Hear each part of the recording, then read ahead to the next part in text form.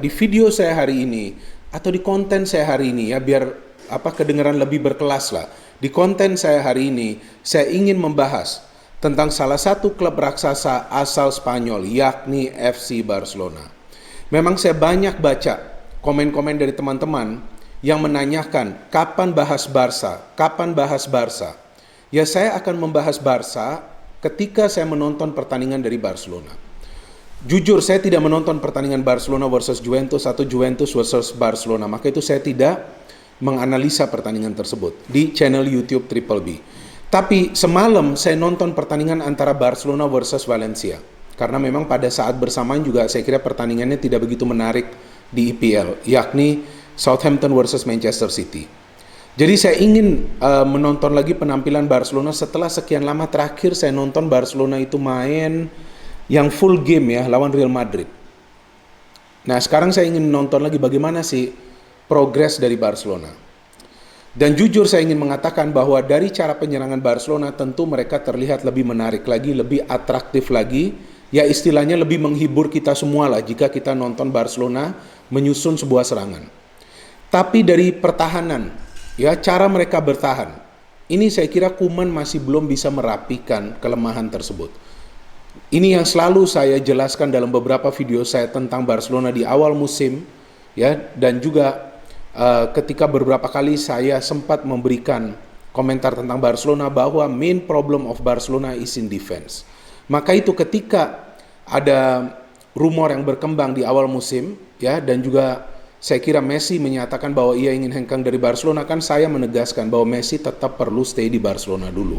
Karena perlu ada mentor, ya, pemain senior yang juga adalah pemain kelas dunia seperti Messi. Kita tahu Messi adalah one of the greatest player in the world, right? Ya kan, selain itu kita tahu ada Ronaldo, ada Maradona, ada lain-lain lah. Ya, almarhum Maradona, ada Pele. Jadi Messi perlu ada di sana sebagai mentor di atas lapangan, di pinggir lapangan, atau memang pada saat sesi latihan sudah adalah Ronald Koeman yang memang saya pelajari ini adalah pelatih yang tegas, keras ya. Dia tidak kompromi terhadap para pemain yang tidak disiplin di atas lapangan. Dan kita terlihat sudah ada beberapa perubahan yang ia coba lakukan di Barcelona walaupun memang belum sempurna. It will take time. Ya, dan saya juga selalu tegaskan bahwa musim ini bukanlah musim di mana Barcelona akan mencoba untuk meraih sebuah gelar. Ya, karena ini adalah musim di mana Barcelona melakukan transformasi, pembenahan. Bagaimana Koeman ini bisa membangun fondasi yang kuat di Barcelona. Maka itu ia sering menurunkan pemain-pemain muda juga. Bagaimana dengan Valencia? Valencia juga melakukan transformasi besar-besaran karena mereka juga mengalami krisis finansial. Mayoritas pemain Valencia adalah pemain-pemain muda. Mereka juga menjual pemain-pemain bagus mereka di awal musim. Jadi memang klub ini juga terlihat masih kesulitan untuk bisa bersaing di papan atas. Kalau kita lihat dari klasmen sementara, Valencia di urutan ke-12 dan Barcelona di urutan ke-5. Nah, tentu dari peringkat sementara ini di klasmen sementara, bagi para pendukung Barcelona akan khawatir, kenapa nih tidak ada di atas? Ya minimal adalah di peringkat ketiga. Jadi terlihat kan, ini persaingan untuk meraih juara ini tercermin dari Barcelona di musim ini. Tapi saya kira ini bukanlah sebuah kemunduran dari Barcelona. Tapi ini adalah salah satu bukti bahwa Koeman bersabar untuk membentuk Barcelona yang akan lebih tangguh lagi. Oleh karena itu di awal start yang lamban ini saya kira tidak akan menjadi persoalan bagi Koeman ataupun bagi manajemen. Apalagi di UEFA Champions League kan mereka fine-fine saja walaupun mereka kalah lawan Juventus kan di game sebelumnya. Valencia ya sejauh ini baru menang 3 kali, tapi mereka bisa menang lawan 2 klub papan atas atau 2 klub kuat di musim ini, Real Madrid dan juga Sociedad. Artinya lawan Barcelona harus berhati-hati. Dan kemudian bagaimana dengan Barcelona? Ini adalah pertandingan ketiga mereka di kandang. Sebelumnya mereka lawan Levante, lawan Sociedad, mereka menang tipis. Susah payah menang, padahal banyak serangan yang mereka bangun, banyak peluang yang mereka ciptakan. Messi mencetak gol di game lawan Levante. De Jong dan Alba jika saya tidak salah mencetak gol lawan Sociedad. Di game ini kita lihat ada Messi lagi yang mencetak gol, ya. Tapi ada juga Araujo, pemain belakang, pemain muda yang mencetak gol. Nah, ini mensinyalir bahwa sebetulnya sekarang kan Barcelona tidak mengandalkan 1 atau 2 pemain untuk mencetak gol. Goals can come from anywhere, ya, from any sector, midfield, defense, atau juga dari lini serang Barcelona. Jadi sekarang ketika kita mencoba untuk mengevaluasi, ya saya katakan evaluasi lah setelah belasan pertandingan dari game Barcelona, maka kita hanya akan melihat tentu kelemahan dari Barcelona. Wah, banyak nih kemasukan gol. Tapi kita mungkin lupa bahwa di setiap game Barcelona ini tampil dominan juga di El Clasico.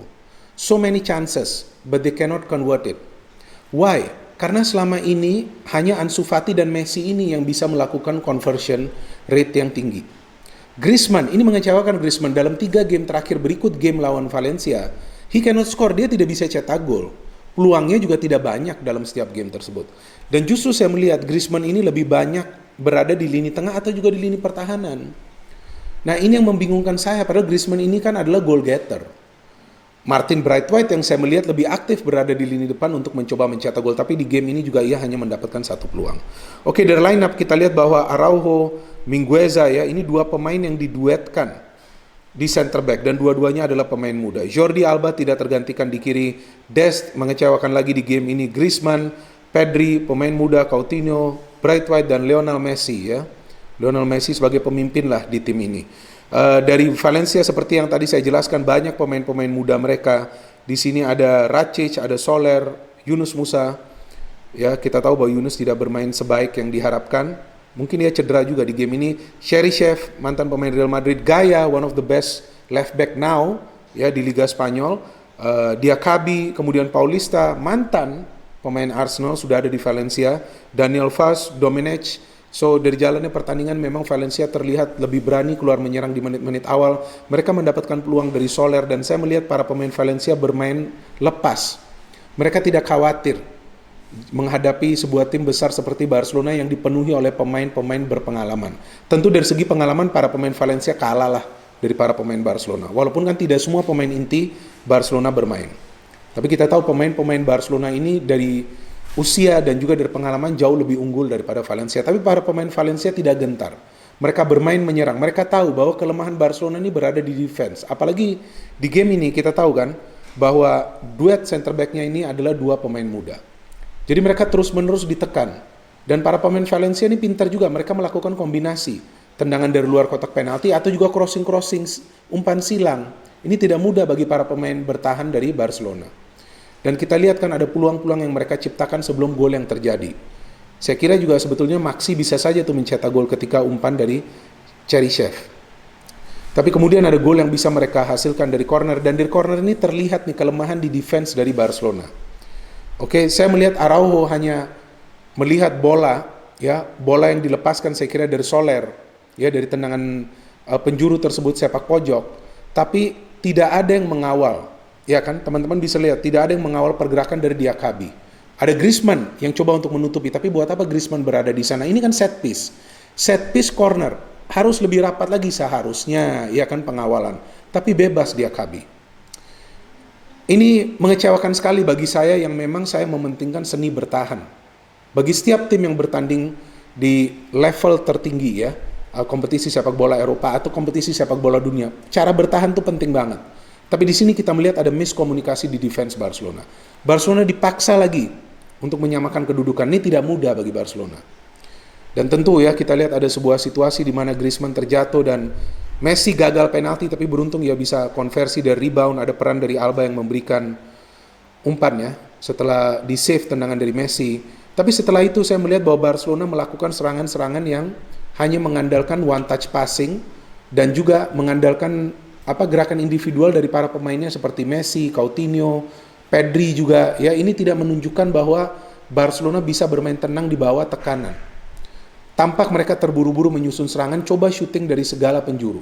Ya akhirnya itu juga berbuah sebuah gol, sebuah serangan yang putus. Saya kira De Jong atau Griezmann yang coba memberikan umpan dan ada tendangan salto dari Araujo, pemain muda center back. Dan kita lihat Araujo dan juga Mingueza itu berada di lini depan loh. Bahaya banget ini kan bagi Barcelona jika mereka menghadapi counter dan para pemain Valencia terus melakukan counter. Sayang tidak selalu sempurna. Mingueza juga mendapatkan kartu kuning tuh, saya kira melanggar Guedes ya, what a player Guedes. And then Valencia can score the equalizer. Wajarlah Valencia score equalizer. Gaya yang memberikan umpan kan kepada Maxi, di mana Maxi bisa menyelesaikan umpan dari Gaya dan Mingueza sedikit terlambat untuk melakukan tackling ke Maxi yang menyelesaikan umpan yang diberikan oleh Gaya.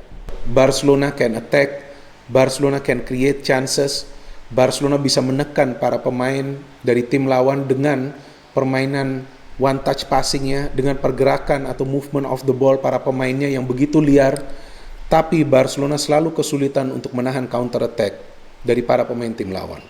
Dan juga ketika dalam situasi one on one saat memang lini pertahanan berhadapan dengan para pemain dari lini serang tim oposisi, di sana tampak para pemain Barcelona kewalahan. Ini terlihat di El Clasico, ini terlihat di game lawan Juventus, terlihat lagi di game lawan Valencia. Dan Valencia mengandalkan kecepatan para pemain, Valencia mengandalkan pergerakan tanpa bola para pemain, dan juga terlihat Valencia menciptakan peluang-peluang emas, walaupun tidak banyak, tapi semua peluang Valencia itu lebih berbahaya daripada lebih banyak peluang Barcelona. Ini saya mengatakan sesuai dengan apa yang saya lihat dari pertandingan Barcelona versus Valencia. Dan juga yang tadi ya saya kritisi bahwa peran dari Griezmann. Ya, Griezmann ini adalah goal getter, tapi terlihat ia harus membantu pertahanan. Ini juga yang saya kritisi tentang Messi ketika banyak fans dari Barcelona ya kan tidak suka pada saat Messi tidak ikut membantu pertahanan. Ya gak perlu juga, tugasnya adalah untuk membangun serangan Messi, untuk mencetak gol. Griezmann juga sama, untuk mencetak gol, sehingga tidak bisa dimanfaatkan nih peran dari Griezmann. Ya jadi saya kira inilah sebuah proses transformasi yang coba dilakukan oleh Ronald Koeman yang melamban. Melamban karena memang terlihat kelemahan Barcelona di defense ini belum bisa teratasi. Dan itu memang adalah kelemahan utama dari Barcelona, sektor pertahanan. Dan sebetulnya masalah Barcelona dan Real Madrid ini beda tipis. Madrid juga sama. Di beberapa game yang mereka dominasi, mereka sulit untuk menyelesaikan peluang-peluang yang tercipta. Cuma plus point dari Barcelona, Barcelona memiliki jumlah pemain muda yang sebetulnya lebih banyak daripada Real Madrid yang terus-menerus diberikan kesempatan oleh Ronald Koeman. Ini beda dengan Real Madrid yang masih mengandalkan pemain-pemain senior mereka. Bagaimana dengan peran Messi? Ya itu dia yang seperti saya selalu tegaskan. Dan juga saya konsisten, Messi tetap perlu berada di Barcelona musim ini. Dan I don't know, maybe next season also. Ya karena terlihat hanya Messi yang bisa menyelamatkan Barcelona. Dan ia adalah leader di atas lapangan. Saat ini tidak ada leader lain selain Messi. Siapa? Coba Anda sebutkan di kolom komentar ini. Tidak ada. Ya kan? Ya Ter Stegen sih bagus penampilannya, tapi ia belum pantaslah menjadi leader di Barcelona. Jadi kita tunggu nanti next game of Barcelona, dan saya kira ya untuk sementara Barcelona akan tetap berada nih di luar persaingan papan atas karena memang mereka masih melakukan proses transformasi yang saya kira tadi sudah saya jelaskan melamban. Melamban tidak masalah.